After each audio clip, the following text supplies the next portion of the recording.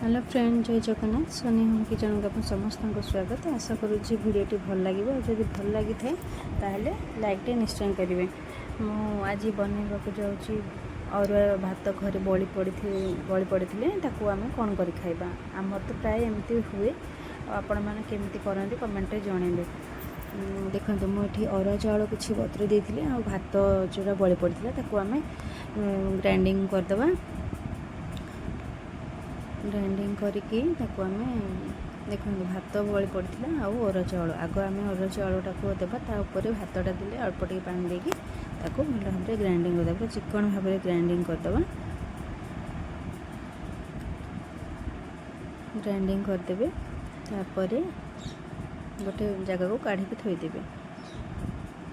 तापर आम कि चटनी चटनीटा ही भल लगे खायापी। तो चटनी करने ये बुट डाली जीरा पियाज धनिया पत्र सुखिला लंका टमाटो अदा रसुण भृसंगा पत्र ताको आम ये भल भाव में भाजीदे। अल्प टिके पैन तेल देकी आम भल भाव में आग भाजीदे।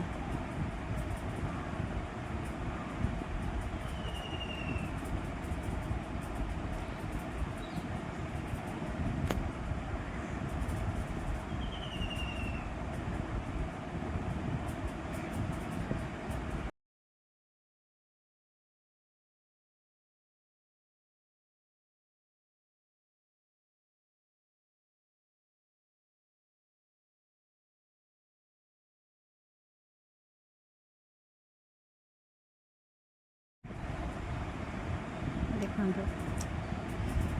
अल्प अल्प सब जिन पकईकि आम भल भाव में भाजीदे। सब गुड़ा सिझी जमी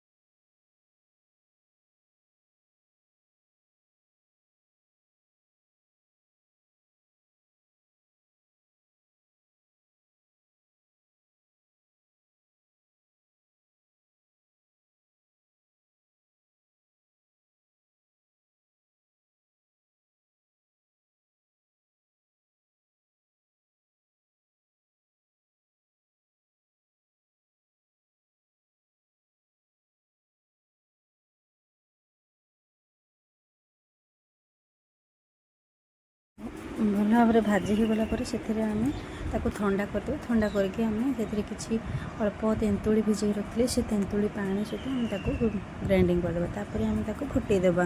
देखते छोट पैन नहीं से आम सुखिला लंका भृसंगा पत्र अल्प टे सोरिष देकी आम भल भाव में फुटेदेवा। फुटेकी आम चटनी पकईदेवा। तापर आम ये पिठाटा बनवा बिना तेल किसी तेल देवा आवश्यक ना। तेल आम से चकुलटा करवा एते सफ्ट भी चकुलटा हे।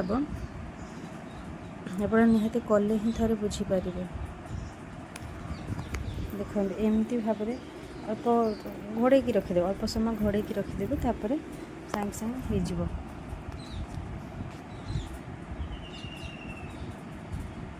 चटनी सहित ही बहुत भल लगे खायापी। आम घर तो छोट बड़ समस्त यहाँ ही पसंद हो गला।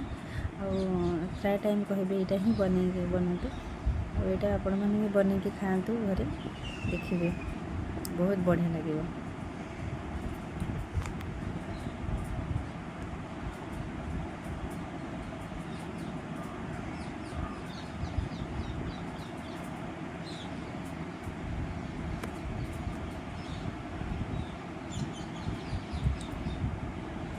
आपको बनला बेले भी आपड़ जदि से माने गाजर भृसंग पत्र आउ कि परिवा भी पकईकि भी करेंगे तो से भी करें। बहुत भल लगे। किसी यहाँ साधा हे से भल लगे।